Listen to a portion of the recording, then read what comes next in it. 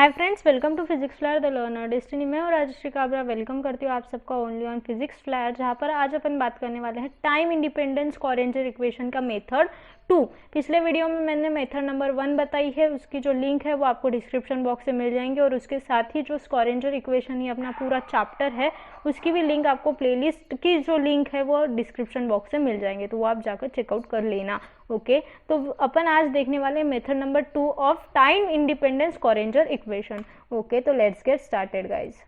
सो time independence Schrodinger equation मतलब क्या कि जो टाइम डिपेंडेंट वाला पार्ट है वो अपन पूरा की पूरा निगलेक्ट कर देते हैं। मतलब क्या कि वो जो वेव फंक्शन साई है वो टाइम पर डिपेंड नहीं करती। तो सपोज अपने पास जो है psi of r comma t, अब ये जो साई को मैंने ये ऊपर नीचे ऐसा लिखा ना, तो this is capital Sai, this is what capital Sai, और सिर्फ मैं ऐसा लिखूंगी तब वो क्या हो गया स्मॉल साई। जैसे अपन कैपिटल ए और स्मॉल ए लिखते हैं वैसे ही ये कैपिटल साई और स्मॉल ए साई। ओके तो ये अब तक समझा।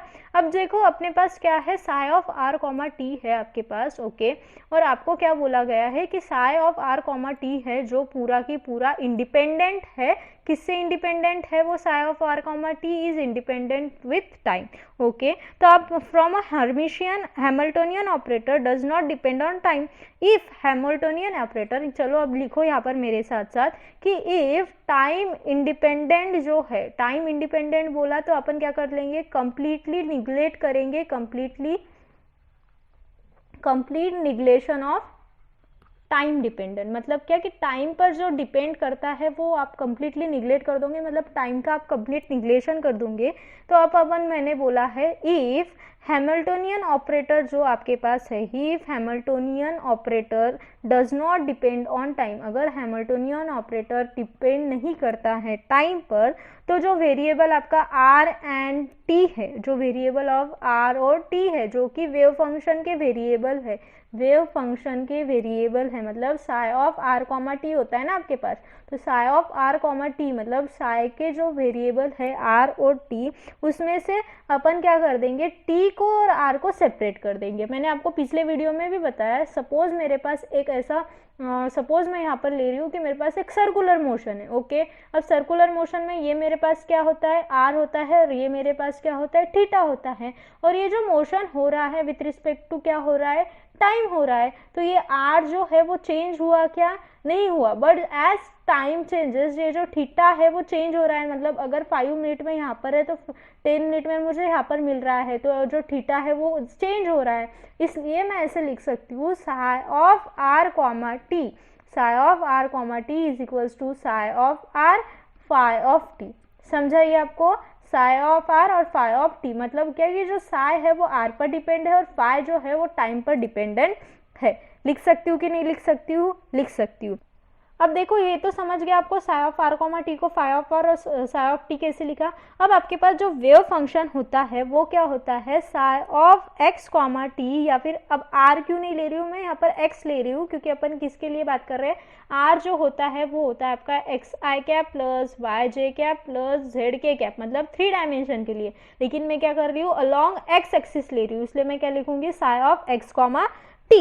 अब psi of x comma t जो होता है, वेव फंक्शन जो होता है उसका फॉर्मूला क्या होता है, A into e raise to the power minus i by h cross e t minus p of x, ये होता है आपका वेव फंक्शन का फॉर्मूला। तो इसको मैंने दे दिया इक्वेशन नंबर 1। ओके फिर मैंने क्या कर दिया, इसको टी को और एक्स को डिफरेंट कर दिया। टी को और एक्स को क्यों डिफरेंट किया, क्योंकि एक्स अपना पोजीशन है, मतलब ये आर, और टी जो है अपना टाइम है वो आर, टी डिफरेंट कर देंगे। क्यों? क्योंकि अपने को जो टी है वो पूरा निगलेक्ट करना है। तो आपके पास हो जाएगा psi of x comma t is equals to a e to the power minus i h cross e t e to the power i p by h cross of x. समझा आपको? ये माइनस माइनस हो जाएगा plus, तो ये यहाँ पर समझा आपको ये कैसा हुआ।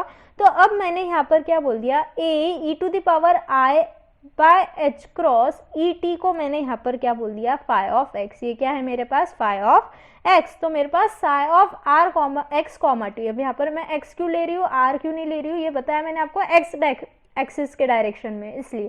तो phi of x comma t जो है मेरे पास ये क्या हो गया, साई ऑफ, तो क्या हो गया, psi of x comma t मेरे पास क्या हो गया, phi of x e to the power i t by h cross of x. समझा आपको ये कैसे आया है, ये क्लियर हुआ आपको? मैंने सिर्फ इसको अलग अलग कर दिया और इसको मैंने बोल दिया psi of x, phi of, इसको मैंने क्या बोल दिया, फाई ऑफ एक्स। समझा ये आपको? अब अपन क्या करेंगे, consider the time dependence Schrodinger equation, इसको मैंने इक्वेशन नंबर 2 दे दिया, यहां तक राइट डाउन कर लो। ओके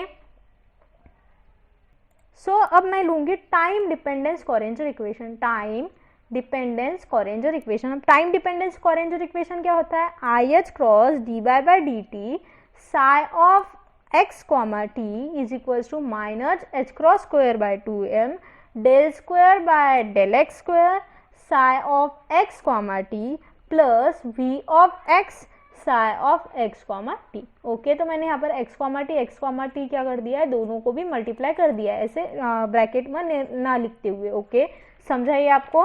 ये जो होता है आपका होता है time dependence Schrodinger equation. Okay, अब इसको मुझे क्या करना है, अब मैं क्या करूंगी, ये जो अपने को वैल्यू मिली 2 की, इक्वेशन 2 से जो वैल्यू मिली वो अपन इक्वेशन 3 में पुट करेंगे। अब इक्वेशन 3 कौन सा है आपका, ये जो आपके पास टाइम डिपेंडेंस कोरेंजर इक्वेशन मिला वो, उसमें अपन क्या करेंगे, इक्वेशन 2 की वैल्यू पुट करेंगे। अब इक्वेशन 2 की वैल्यू पुट करना है तो मैं यहाँ पर लिखूंगी by putting the value of equation 2 in equation 3। Okay, equation 2 की जो वैल्यू है मैं इक्वेशन 3 में लिखूंगी, तो मेरे पास क्या मिलेगा, i h cross del by del t of psi of x e to the power minus e t by H.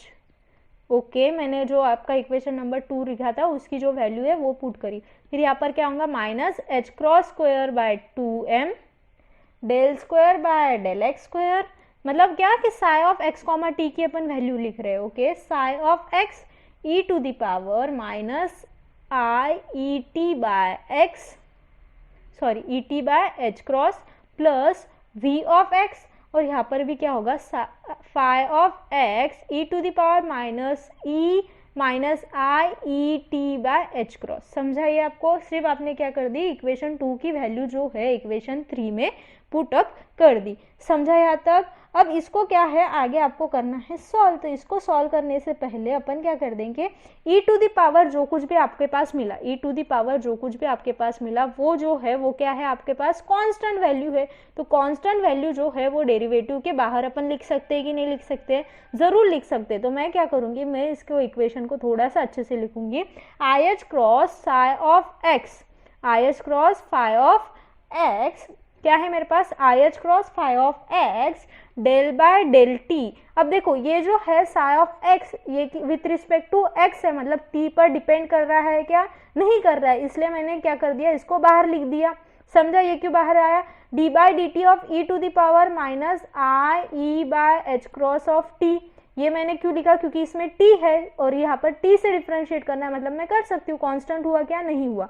फिर क्या हुआ आगे, h cross square by 2m, अब यहाँ पर क्या है विथ रिस्पेक्ट टू x है और यहाँ पर क्या है t है, तो ये t से तो कुछ होने नहीं वाला, ये x को ही होगा, तो फिर ये जो हो गई वो कांस्टेंट वैल्यू हो गई, तो ये हो गए बाहर, क्या हो जाएगा e raise to the power minus i e t by h cross del square by del x square phi of x plus v of x psi of x e to the power minus e t by h cross. समझा ये clear है कि मैंने ये बाहर क्यों लिए, मतलब ये वैल्यू बाहर और ये वैल्यू बाहर क्यों ली डिफरेंशिएशन के, समझा, क्योंकि वो दोनों भी कांस्टेंट है, पहले differentiate with respect to t है और बाद में differentiate with respect to x है, इसलिए। यहाँ तक क्लियर है सभी को?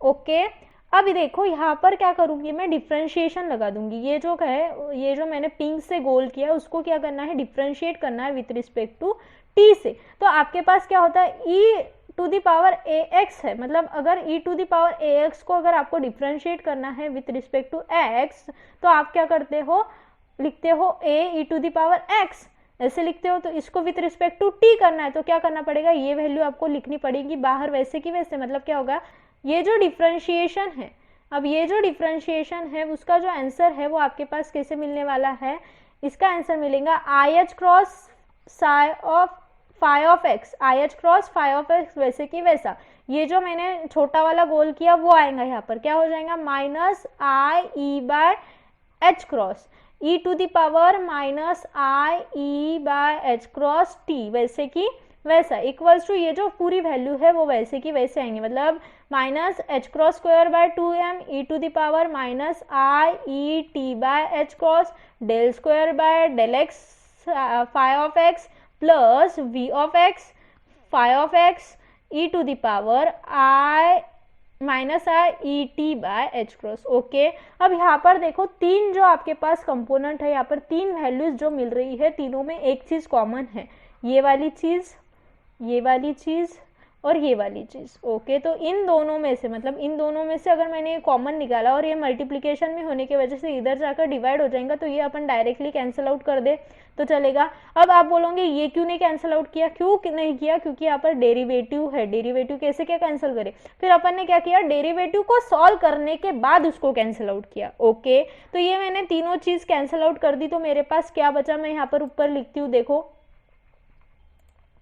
सो अब मेरे पास जो है ये कैंसिल आउट करने के बाद में मेरे पास क्या बचा, i h cross phi of x i e to e by h cross equals to minus h cross square by 2m del square by del x square phi of x plus v of x phi of x. Okay, इतना बचा मेरे पास, clear है। अब यहाँ पर मैं क्या करूँगी, i इंटू आई कर दूंगी, मतलब ये देखो ये वाला i और ये वाला i को मल्टीप्लाई कर दूंगी, तो i इंटू आई क्या हो गया, आई स्क्वायर हो गया। आई स्क्वायर की वैल्यू क्या है, -1 है, और ये यहाँ पर माइनस है, तो माइनस माइनस क्या हो जाएगा, प्लस हो जाएगा, और एच क्रॉस क्या हो जाएगा, कैंसिल हो जाएगा। तो मेरे पास क्या है, phi of x e, phi of x e equals to, अब इसको आगे वैसे कि वैसा क्या है आपके पास, minus h cross square by 2m del square by del x square phi of x v plus v of x psi of x. Okay, समझा ये, v of x phi of x, यहाँ तक क्लियर है। अब मैंने क्या कर दिया, इसको ई फाई ऑफ एक्स को इधर उधर भी लिखा तो कोई फर्क पड़ेगा क्या, नहीं पड़ेगा, तो मैंने इसको यहाँ पर क्या कर दिया, ई को यहाँ पर नहीं लिखते हुए ये साइड में लिख दिया। तो ये क्लियर हुआ आपको, ये वाला जो है वो कहाँ से आया, ये समझा आपको, ई ऑफ साई ऑफ एक्स की जो वैल्यू है वो कहाँ से आई, समझ गया। अब मैं क्या करूँगी, सभी चीज़ों को एक साइड में ले लूँगी। अब मैंने अगर सभी चीज़ों को एक साइड में ले लिया तो मेरे पास क्या हो जाएगा, मेरे पास होगा h cross square by 2m del square by del x square phi of x plus e of psi of x और e of phi of x minus v of x psi of x. समझा आपको ये कैसे हुआ, equals to क्या हो गया मेरे पास, 0, इक्वल्स टू क्या हो गया मेरे पास 0। फिर मैंने इसको क्या कर दिया, minus h cross square by 2m del square by del x square psi of x minus h cross square by 2m del square by del x square phi of x plus e minus v. अब e और we को common ले लिया और phi of x को बाहर निकाल दिया, तो phi of x equals to 0। तो दिस इक्वेशन, ये जो मेरे पास इक्वेशन मिला, this equation is known as time independent Schrodinger equation. क्या बोलते हैं इसको, टाइम इंडिपेंडेंट स्क्वेरेंजर इक्वेशन। तो this is our method number 2। Okay, method number 2 आपको समझी, बहुत ज़्यादा सिंपल थी। तो अगर आपको ये मेथड पसंद नहीं आ रही होंगी और थोड़ा सा हार्ड लग रहा होगा तो आप मेथड नंबर 1 भी चेकआउट कर सकते हो मेरी, but I think method number 1 से जो है मेथड नंबर 2 इजी है। आपने राइट डाउन कर लिया होगा ऐसा मुझे लगता है, अगर राइट डाउन नहीं किया है तो एक बार फिर से देखो, स्टॉप कर करके देखो, पूरा मत देखो, ऐसे स्टॉप करके स्लाइड स्टॉप करके उतना लिख लो, स्लाइड स्टॉप करके उतना लिख दो। ओके, तो thank you very much for watching this video. अगर मेरे वीडियोज़ आपको पसंद आ रहे हैं तो प्लीज़ लाइक करना, कमेंट करना, सब्सक्राइब करना ना भूलिएगा मेरे चैनल को। ऐसे ही फिजिक्स फ्लायर को प्यार देते रहिएगा। Thank you very much for watching this video.